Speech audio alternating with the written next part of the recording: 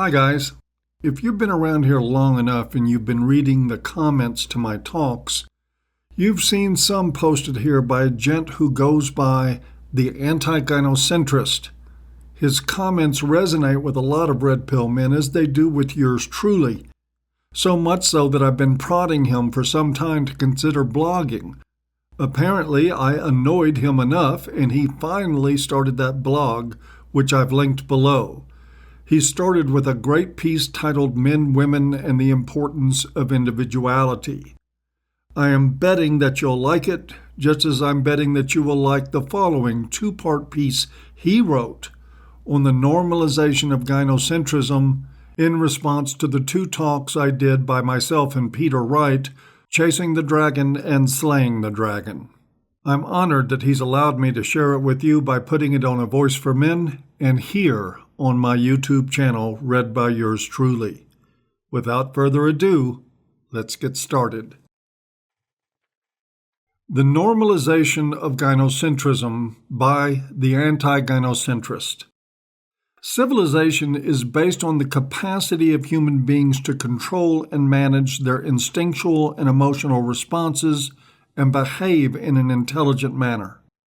The degree to which that capacity is eroded by a lack of self-awareness, lack of cultural wisdom, lack of discipline, fatherlessness, and super responses to superstimuli is the degree to which civilization will decline, regress, and then implode. The ancient understanding that natural impulses can be destructive when taken to extremes was known thousands of years ago. As discussed in Paul Elam and Peter Wright's article, Slaying the Dragon, linked, this understanding was a major foundational element of many religions and addressed in cultural mythology, such as the 7 deadly sins of Christianity and the story of Odysseus resisting the siren's call. This ancient wisdom was recognized as key not to just the well-being of individuals, but also to the survival of civilizations over history. It is important to note that fathers have played a major role in teaching children to postpone gratification and regulate their instinctual and emotional impulses, as we've seen from Dr. Warren Farrell's research linked into the boy crisis. Unsurprisingly and predictably, fatherlessness has been one of the main factors driving the decline of Western civilization. There is a distinction between pathological behavior and instinct. Just because a behavior is driven by instinct does not then make the behavior healthy or biologically optimal to Darwinian fitness. Overeating is driven by instinct and can kill you before you reproduce and even prevent you from finding a mate in the first place. There is also a distinction between gynocentrism and human instincts. Gynocentrism is not itself an instinct, but rather a product of human instinct, emotional impulses, and cultural conditioning. Gynocentrism is a set of complex and pathological behaviors that arise from a super response to superstimuli associated with sex, neoteny, the parental brain, and pair bonding. See the article Chasing the Dragon, linked, for more information. Many animals, and especially human beings, have a capacity to regulate and control their behavioral responses to instinctual and emotional impulses from the lower areas of the brain. We have a well-developed prefrontal cortex and other areas of the cerebral cortex that have been shown in neuroscientific research, linked, to keep our behavioral responses to instincts in check. Whilst we may have no control over feeling our primal urges, we do have control over whether we decide to act on them and base decisions on them. We may experience anger, fear, and sexual attraction, but we can control whether or not we act on our instincts and impulses. It is a scientific fact that we have the capacity to control our behavior and override our instinctual impulses. It is also a readily provable fact and the reason we have a legal system. We recognize people have self-control over their decisions and actions. People go on hunger strikes and die from it, despite having a hunger instinct and survival instinct. There are numerous other examples of people overriding their survival instinct. Extreme sports, stunts from escape artists, and countless acts of bravery in war being such examples. There are numerous examples of people overriding their sexual instincts, too. There are heterosexual men that remain celibate their entire lives in the clergy on purpose. There are even in this hypersexualized culture sizable communities of people that still practice sexual abstinence before marriage. We have enormous control over our behavior. People do not see attractive people and then jump their bones and immediately have sex with them in public. We call that rape, by the way, which is a crime. We have self-control, and it is considerable in its power. It is worth considering that in the context of gynocentrism and the underlying super-response to superstimuli. Whilst the super-response leading to gynocentrism may indeed be strong, so is our ability to regulate our own behavior. In fact, our ability to control our own behavior can be so extreme that it can actually kill us. It is also the case that through self-discipline, training, and neuroplasticity, we can actually strengthen our neurological capacity to regulate our behavior even further. Fathers play a key role in developing that neurological capacity in children through teaching them to postpone gratification. We certainly have the capability to overcome gynocentrism. The literal interpretation of free will might be an illusion, but self-control does exist, and we have parts of the brain dedicated to exercising self-control. The fact is that the neurological process of self-control may in part lie beyond our conscious awareness does not negate the fact that we can and do regulate our behavior and suppress our instincts and emotional impulses very often. It is what makes Homo sapiens sapient, or wise. Our ability to postpone gratification of our instincts and impulses and control when, where, and even if we choose to satisfy them is one of the major traits responsible for allowing our species to do what no other animal on this planet has done: create civilization.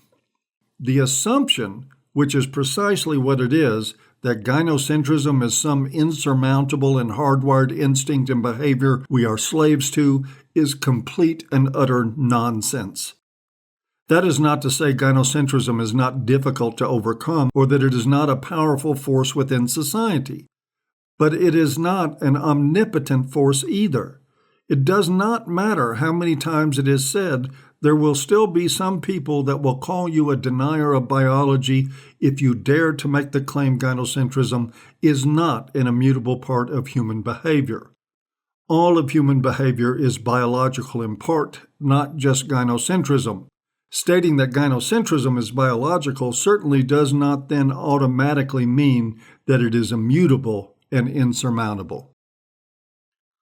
Gynocentrism is a pathological set of behaviors driven by instincts and emotional impulses, just like overeating and obesity is driven by the hunger instinct. It does not automatically follow that the instincts and emotional processes that are involved in gynocentrism will invariably always produce gynocentrism. Just like it does not always follow that the hunger instinct will lead to overeating and obesity, or that the sexual instinct will lead to rape. Gynocentrism is merely one of many manifestations of the sexual instinct, desire to pair bond, our emotional response to neoteny, and our parental brain. The same general emotional response of neoteny drives millions of people daily to dog videos on YouTube. The same parental brain is active when raising children. The reason why gynocentrism is so common in society is because, unlike obesity and other addictive and pathological behaviors like smoking, we do not shame people for it or discourage it or teach people about the harms it will cause. People understand the risks of overeating, obesity, and smoking, and people are discouraged from doing it by wider society, with the exception of the fat acceptance people. People go to jail if they indiscriminately act on their sexual instincts. We normalize gynocentrism and actually encourage it. Imagine if we normalize and encourage smoking again. Gynocentrism is common because we normalize it in our culture. The culture at large reinforces and conditions us from a very early age to train our instincts and emotional responses to produce gynocentric behavior.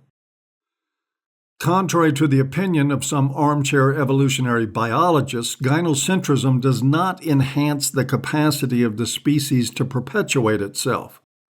Exhibiting indiscriminate deference to addressing the needs and wants of women and girls above everything else, the definition of gynocentrism, actually causes the complete opposite. It leads to extinction.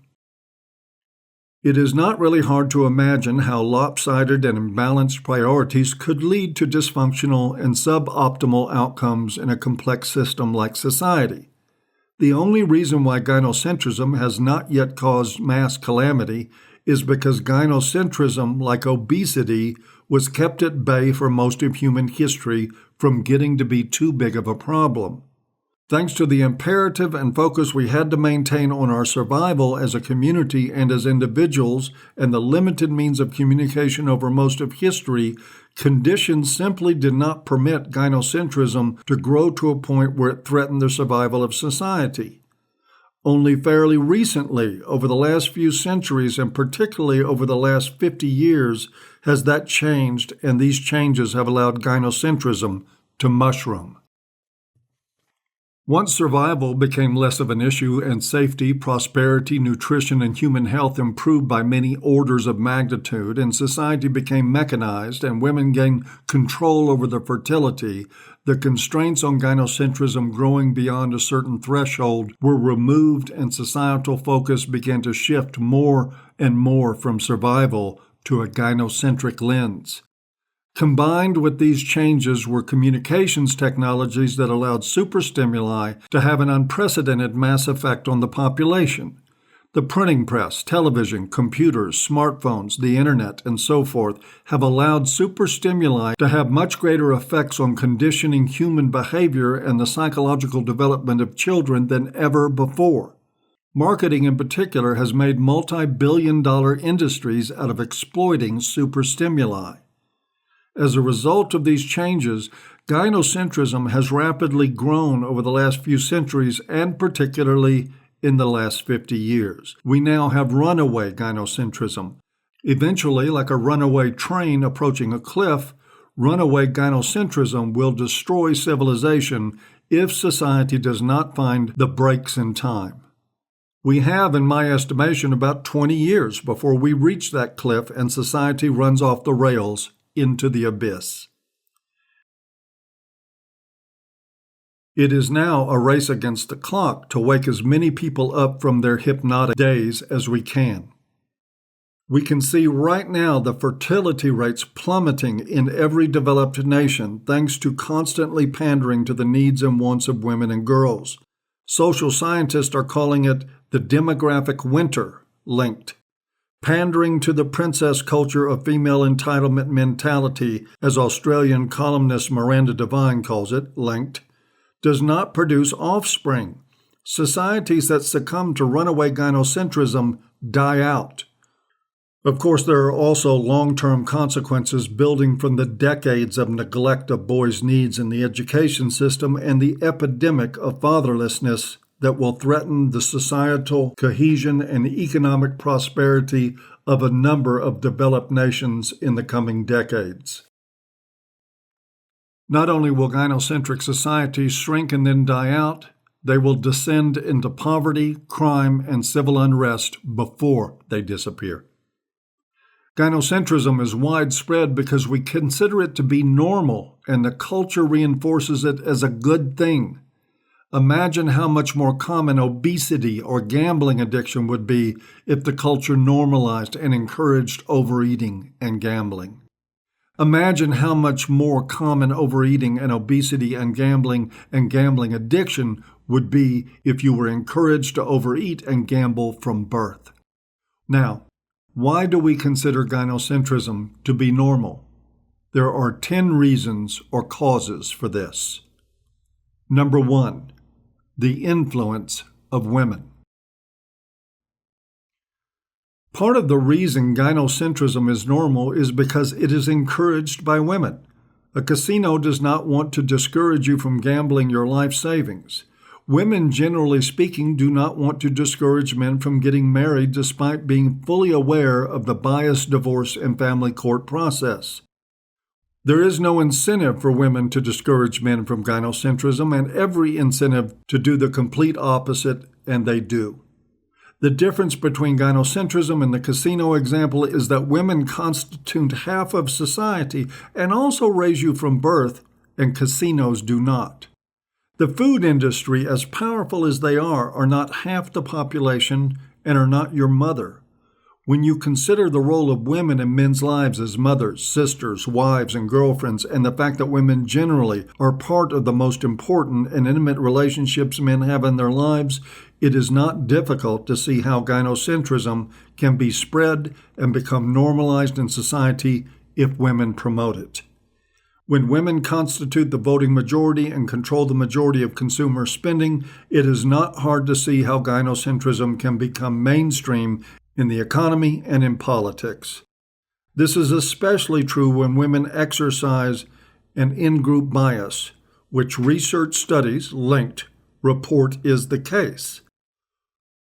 On top of those realities is the fact that men can and do white knight for female attention and approval. The enforcement of women's desires on the rest of society through female control over legions of male simps, politicians, and corporations cannot be overlooked in normalizing gynocentrism in the culture. Number 2, the change in family structure. The change in family structure over the last 50 years has also played a major role in the normalization of gynocentrism. We learn the gynocentric social mode of behavior to a significant degree from our childhood upbringing in the household. When boys and girls are raised to adopt and expect male chivalry, then it is likely that behavior will be exhibited by them when they get older. When boys and girls are raised with the message that it is never okay to hit a woman, but never told the message that it is never okay to hit a man, they internalize the double standard. Over the last 50 years, there's been dramatic changes in family structure. Many children are now being raised in fatherless homes from birth, or have been alienated from their fathers through divorce and family court. The lack of an adult male influence in the home, combined with the lack of men in the education system, exacerbates gynocentric double standards being internalized in children and future generations. We also know the important role fathers play in teaching boys and girls to regulate their emotional and instinctual impulses through teaching them to postpone gratification. We are now starting to see the impact of fathers being removed from the family in the declining social behavior of wider society. We now have groups of young people and political movements fueled entirely on emotional impulse and the abandonment of reason and evidence. SJWs, university campus feminists, Black Lives Matter, Antifa, the women's marches, etc. being examples. We are living in a post-factual world where what feels good is more important than what is true. This is what happens in a fatherless society, and it will eventually lead to societal collapse as it gets worse. Number 3, the prosperity of modern civilization. A subtle reason for why we consider gynocentrism to be normal is because the prosperity of modern civilization cushions society from the consequences of it in the short term. Our current debt-based monetary system and welfare state, combined with major advances in technology, allows society to pass on the cost of ignoring major social problems onto future generations. It takes years, decades, and in some cases centuries before the severe and long-lasting consequences of gynocentrism hit individuals and society. So society does not learn very easily to draw a link between gynocentric behavior and the consequences of such behavior. You do not immediately feel the consequences of divorce and family court when you marry a female psychopath. Economies do not feel the burden straight away of large numbers of unemployed men arising from decades of inaction on addressing the boy crisis in education. Societies don't feel the consequences of fatherlessness straight away either, or the long-term consequences of social witch hunts like Me Too. Universities do not immediately feel the financial consequences of lawsuits against them from the men falsely accused of rape, resulting from university policies enacted from the Dear Colleague letter. Number 4, virtue signaling. Gynocentrism is also normalized because on the surface it appears to be a good behavior. It feels good and is therefore encouraged by the culture. However, when considered with more thoughtful and detailed examination, it can be seen that this is not the case. White knighting appears to be a noble act on the surface, but not when we look into the details of what is going on. Human beings are prone to surface thinking, simple heuristic thinking, and emotional bias. Marketing is so successful because it takes full advantage of these biases and cognitive shortcuts human perception employs to make sense of the world. See the elaboration likelihood model linked for more info and check out the central versus peripheral route to persuasion. What may look and feel good and righteous on the surface is not always the case. Number 5. The proliferation of gynocentric superstimuli and mass communication. Of course, it is also predictable that gynocentrism will be normalized when our environment is swamped with superstimuli. That trains our brains through conditioning over many years to operate in a gynocentric mode. This consistent exposure has long-term effects on the brain through neuroplasticity. When gynocentric superstimuli is all you are exposed to every waking hour from birth until death, and there is so much social pressure on you to conform to gynocentric social norms, it is predictable gynocentrism will be normalized in the society in question. We have a plethora of laws against broadcasting violent ads, shows and movies, and against promoting gambling, and yet nothing like that for gynocentrism. When you combine gynocentric superstimuli with modern communication in the form of the internet, television, computers, and smartphones, you have the perfect delivery system to condition society and normalize gynocentric behavior. And that is the conclusion of Part 1 of the AntiGynocentrist essay on the normalization of gynocentrism. When I return with Part 2, I will start with the final 5 of 10 reasons why we have normalized gynocentrism in modern society. But for now, we'll see you next time.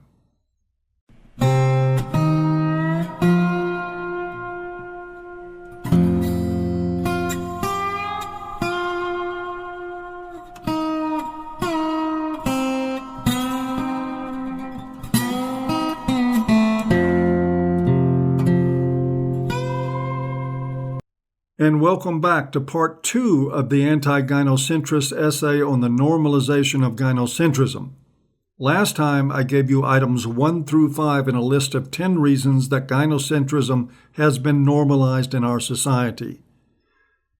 The reasons covered the influence of women, the change in family structure, the prosperity of modern civilization, virtue signaling, and the proliferation of gynocentric superstimuli and mass communication.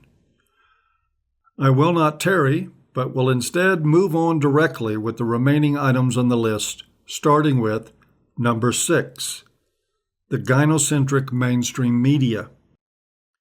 Following on from the previous section, the mainstream media plays a key role in normalizing gynocentrism. The gynocentric vomit coming out daily from major news outlets is a constant. We have articles titled, "Why Can't We Hate Men?" linked from the Washington Post, and "The End of Men" linked from the Atlantic. Imagine for a moment if we substituted men with Jews in such articles. Such material would not look out of place in Nazi propaganda. Men are being dehumanized by the media, and the media are spreading outrageous bigotry that would never be tolerated if the sexes were reversed. The media has shown time and time again they are pushing a gynocentric and female supremacist narrative onto society. They have ceased being news outlets and now essentially spread feminist and gynocentric man-hating propaganda. The media shapes the attitudes and beliefs of society and also shapes politics and propaganda. It works, as we have seen from numerous examples throughout history.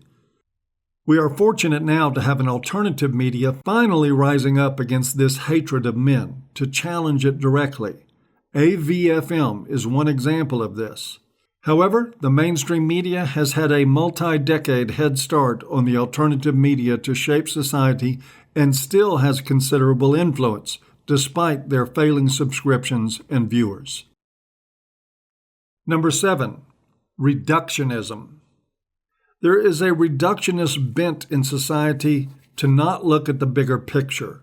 We often fail to see the connection between things and how things are interrelated in society. There's a tendency to assign responsibility or consequence to one thing, person, or cause. This feeds not just into normalizing gynocentrism, but into letting other problems in society grow too. Society is a system, and systems theory would help enormously in understanding and correctly dealing with societal problems, particularly social problems. Taking a holistic and systems approach to understanding the world can be far more effective than perceiving the world solely through a reductionist lens. Take school shootings, for example. We could prevent such tragedies from occurring if we bothered to take a holistic systems-based perspective on the problem. Instead of blaming it all on toxic masculinity, how about we look at fatherlessness and mental health? As society becomes more and more connected, taking a holistic systems-based approach to addressing social problems is going to be more and more relevant. When we examine the behavior of men and women in society, it is often solely discussed and framed along gynocentric lines by the media and by the culture. We look at men's behavior toward women in isolation from women. We do not even consider women are agents in society, and we fail to see how the behavior of men and women toward the opposite sex feed back on each other. The feminist narrative on domestic violence is one such example of this. Domestic violence is often reciprocal in nature, linked, and yet we do not hear on the reciprocal nature of domestic violence. When we hear about men's violence towards women only, its causes are framed along the lines of power and control by the feminist Duluth model. No other cause or factor is apparently at play in contributing to men's violence. The role of alcohol, substance abuse, poverty, mental illness, and abuse during childhood is all overlooked and ignored. When society fosters a reductionist perspective on looking at the world and does not consider a holistic or systems perspective, it encourages gynocentrism to grow and spread. Gynocentrism is, by its nature, reductionist, having one-dimensional perspective of relating everything solely to how they impact women and girls. It is much easier to spread and normalize in a society that is highly politically polarized and has a general reductionist mindset to looking at the world that is encouraged by ideologues in the media and academia. Even in biology and the sciences, we can see how reductionism holds back progress in understanding the natural world. Systems biology, linked, is a rapidly developing interdisciplinary field at the forefront of life science research that aims to go beyond a reductionist perspective, correct this limitation in scientific knowledge, and develop a more accurate holistic systems understanding of biology. Biology is complex and is comprised of multiple systems at multiple levels, from cell signaling pathways all the way up to entire ecosystems. When we examine what is required for evolutionary success and for genes to be successfully passed on from one generation to the next, it is not as simple as saying it is all about reproductive success. Reproduction is essential, but so is survival. An organism must survive to produce, and its offspring must survive to successfully mate. Otherwise, it would be as if the offspring were never produced in the first place.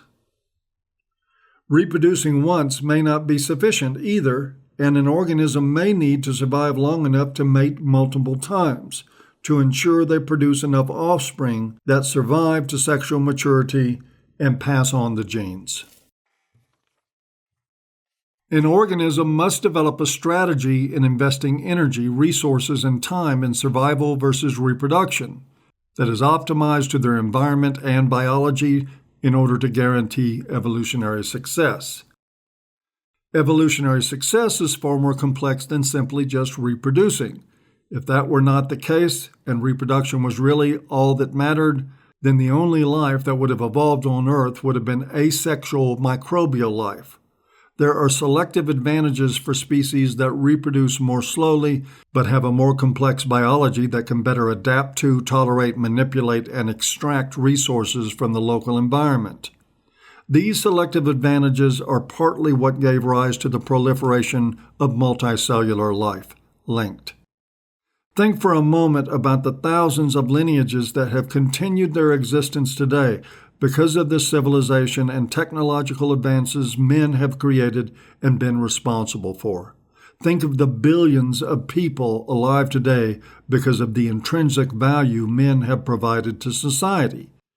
There are entire lineages that would have been extinguished long ago and billions of people that would not have been born without the intrinsic value men have provided in creating the advanced civilization we enjoy and modern technology. Simply reproducing, especially for a slowly reproducing species like humans, is simply not enough to ensure evolutionary success.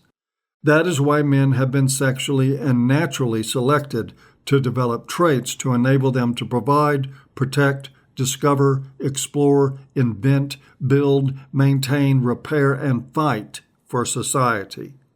It is not as simple as saying one man can reproduce with 10 women, therefore men are disposable.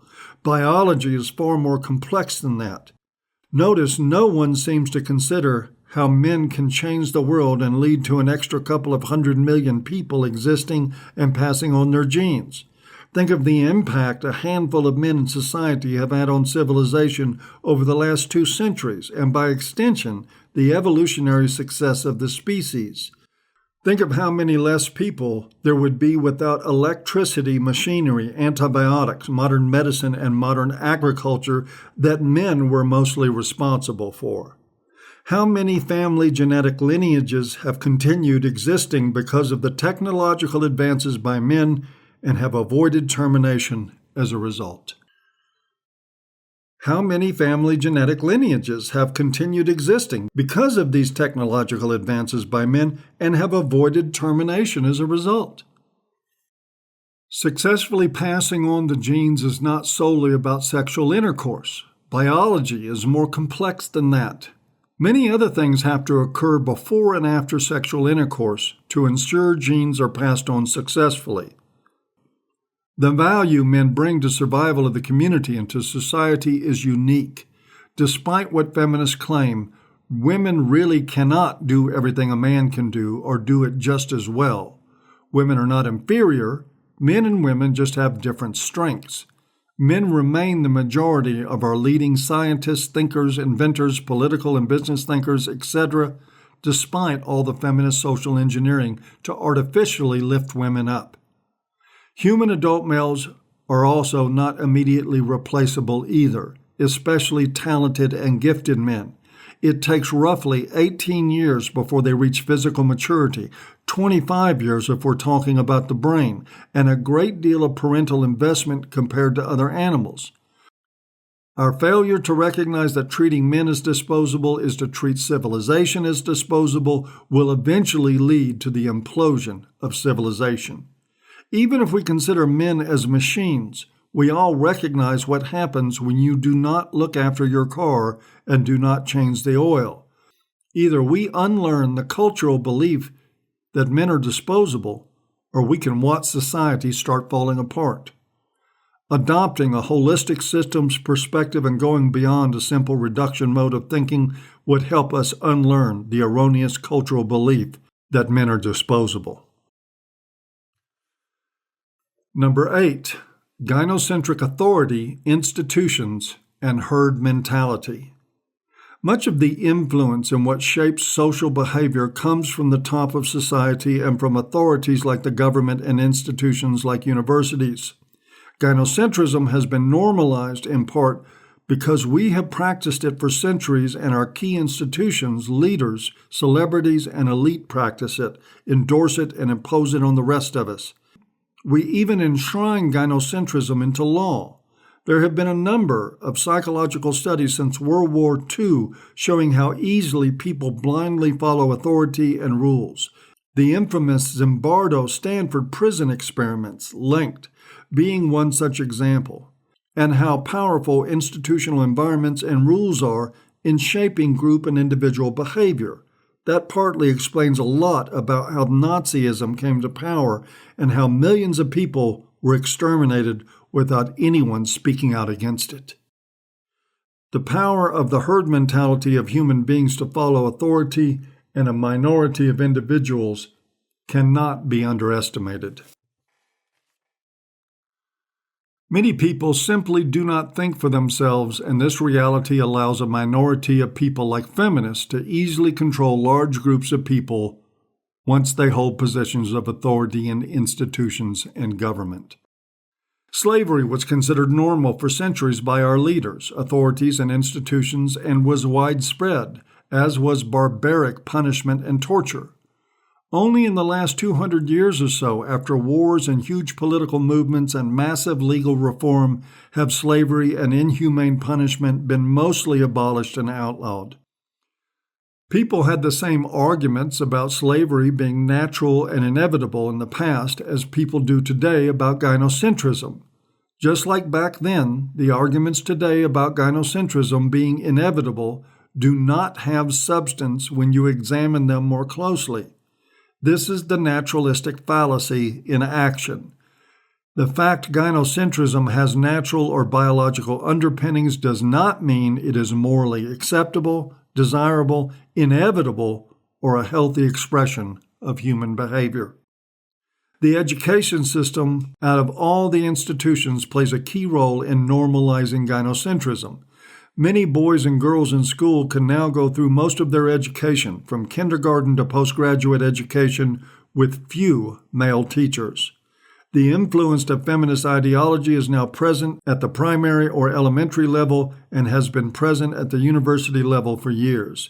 The education system has now essentially become a system of feminist indoctrination and gynocentrism. This sort of environment does have impacts on the behavior of children and the adults they will become. Like the changes in the family structure, the feminization of the education system has played a major role in spreading and promoting gynocentrism in society. Former KGB agent and defector Yuri Bezmenov warned in an interview linked more than 30 years ago about the feminist and Marxist takeover of our institutions and the ideological subversion of Western democracy. He made some very eerie predictions that help explain today's society. Controlling the education system is key. He discusses the 4 stages of the takeover of society by the far left in the interview. Those are demoralization, destabilization, crisis, and normalization. He explains the first stage, which is called demoralization. This involves indoctrinating multiple generations of students in far-left ideology in the education system. From there, these people infect the government, academia, corporations, and our institutions, and then spread far-left ideology within these organizations. He explains how the brainwashing occurring in the education system corrupts people's perception to the point where they cannot make logical sense of information. After years of indoctrination, their thinking is bounded within an ideological framework, and they cannot see beyond that framework. Sound familiar? It should. Yuri was explaining what modern Western society would become 30 years ago. Think of all the revelations that have come out on the working environments of employees in the tech sector and in academia, and the disruptive and violent protests on university campuses. Number 9, gynocentric superorganisms. Related to the previous reason behind why gynocentrism is normalized is the influence of superorganisms on society and how they have succumbed to gynocentrism. MRA blogger Angry Harry did an excellent series looking at the impact of superorganisms on human behavior and how powerful they are in shaping it. See Angry Harry's MRA Corner on AVFM, linked, and check out the 4-part series titled Those Who Rule Over Us. Superorganisms in the social context can be thought of as entities comprised of thousands, sometimes millions and even billions of individuals that appear to mimic the properties of a living organism and wield enormous influence on society. Religions, governments, corporations, institutions, and cities are examples of superorganisms. People in this context can be considered cells of these superorganisms. If we look at human civilization as a superorganism, the slogan, "Feminism is cancer," is quite fitting. Gynocentrism can be thought of in the context of superorganisms as the underlying germ of a disease of the superorganism. It infects the healthy human cells of the superorganism and then spreads throughout the superorganism. Eventually, the superorganism succumbs to gynocentrism and then infects other superorganisms. Feminism could be considered a vector of the gynocentric germ that helps it spread, like how a mosquito is a vector of malaria. Superorganisms, as Angry Harry explained, have enormous influence over our society and the individual behavior of people. Corporations, governments, religion, and institutions shape the way of life for billions of people. Gynocentrism has infested many of these superorganisms and turned them into gynocentric zombies. These infected entities can and have inflicted terrible damage on society. Think of the impact feminist-infested universities have had on society. Think of the impact the gynocentric legal system has had on the nuclear family, fathers, and the lives of men. Think of the impact the feminized education system has had on the boy crisis in education. Think of the impact the gynocentric bias on the tech sector has had on the information that the public is exposed to and their censorship and filtering of alternative, non-gynocentric viewpoints. Number 10. Learned helplessness and the self-fulfilling prophecy of gynocentrism. Men and boys in today's society, to a substantial degree, are exhibiting signs of learned helplessness. Many men and boys have essentially been conditioned to accept that gynocentrism is normal and inescapable. Once men and boys internalize that dangerous false belief, they accept their own marginalization and disposability every day, and in doing so enable gynocentrism to have almost complete dominance over society. Learned helplessness has been linked to depression, and is no doubt a major factor driving the epidemic of male suicide. Learned helplessness fuels a self-fulfilling prophecy. If men and boys believe there's no other way to live, then gynocentrism becomes inevitable, and this fate then reinforces the belief that gave rise to it. Beliefs can be very destructive things when they go unquestioned, leading to highly destructive outcomes. Men going their own way, MGTOW, is a pathway out of gynocentrism for men. It involves unlearning pathological gynocentric beliefs and daring to believe that there's another way to live.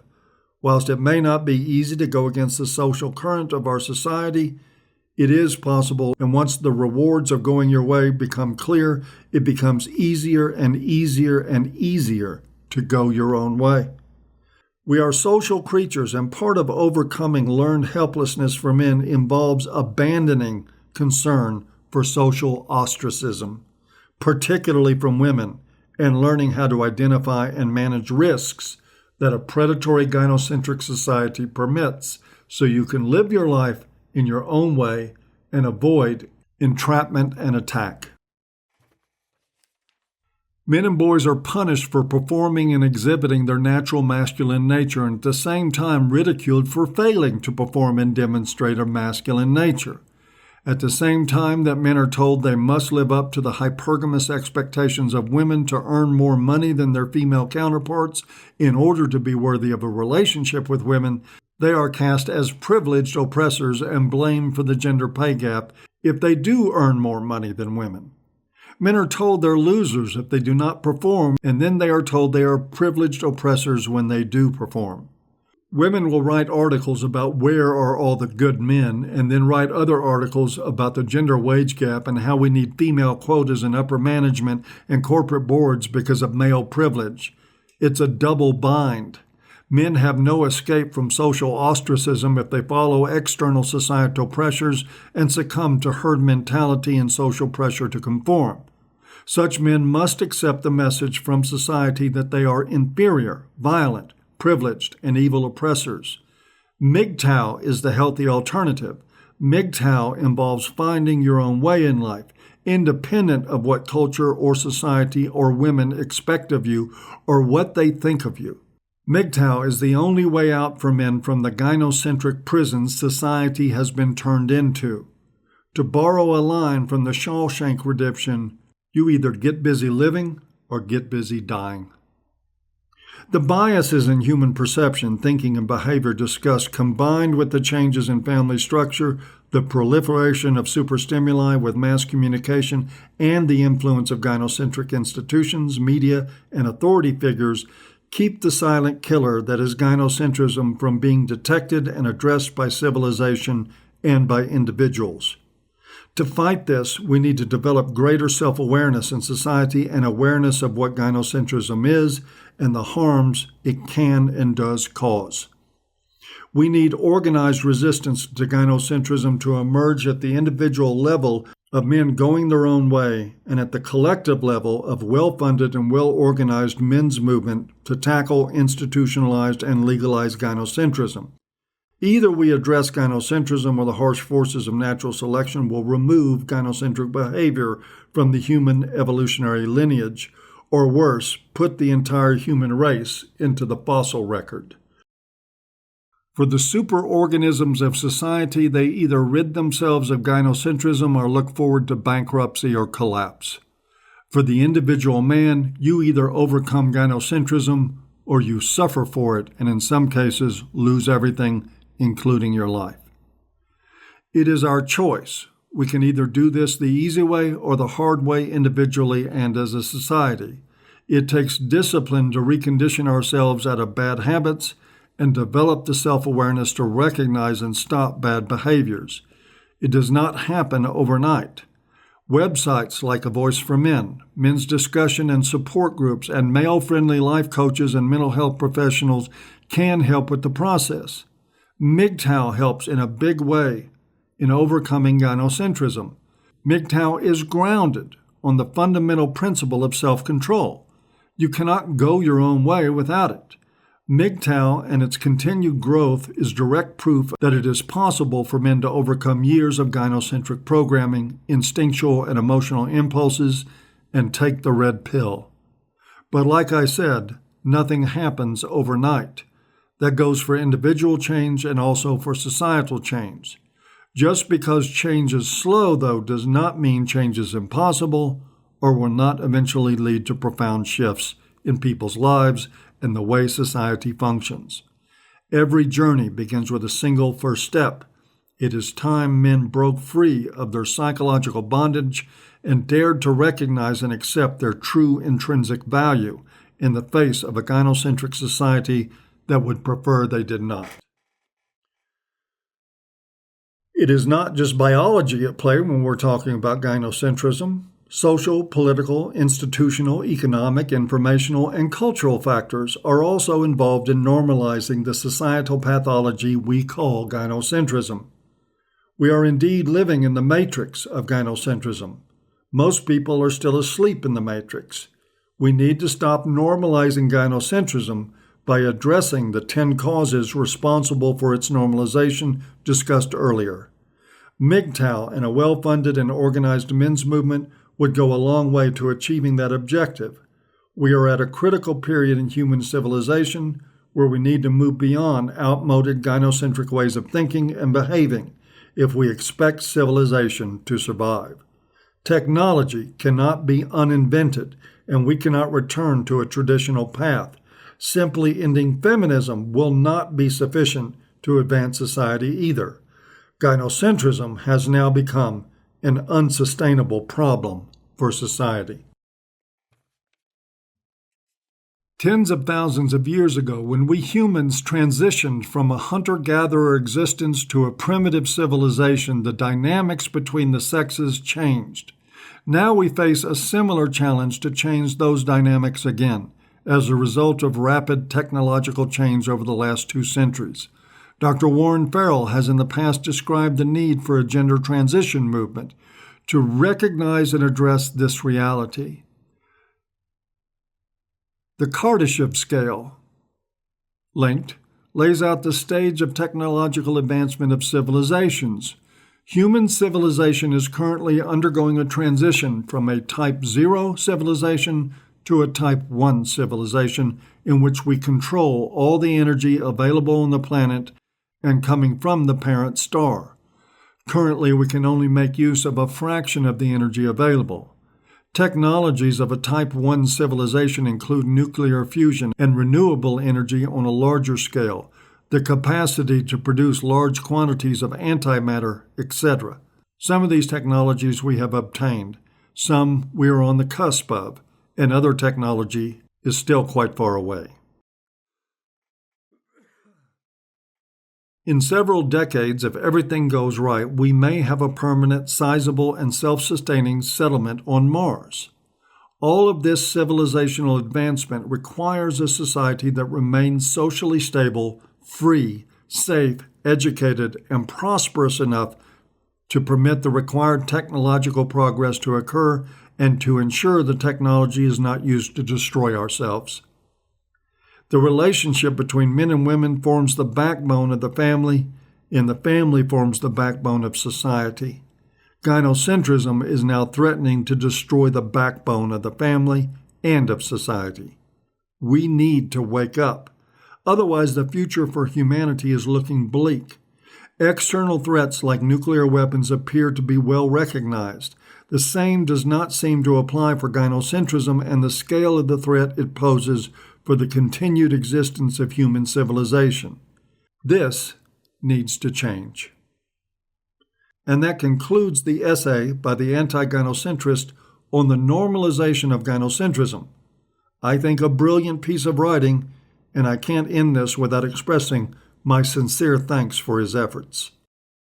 I found the piece incisive and highly thought-provoking, but aside from that, I'm a huge fan of the subtext that flowed throughout this effort, that being that the onus is on men to accept that they can and should take responsibility for effecting change. Certainly, defeating gynocentrism on a societal level is a daunting task, and it is debatable on whether it will happen in time to prevent the inevitable crash.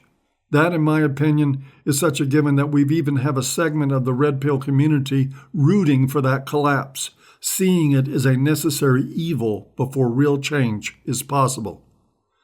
I'm not here to support or condemn that mentality, but I will say that I think this essay confirms one of my core beliefs about the lives of men, in that the responsibility to rid their lives of all the sick effects of gynocentrism is entirely on them.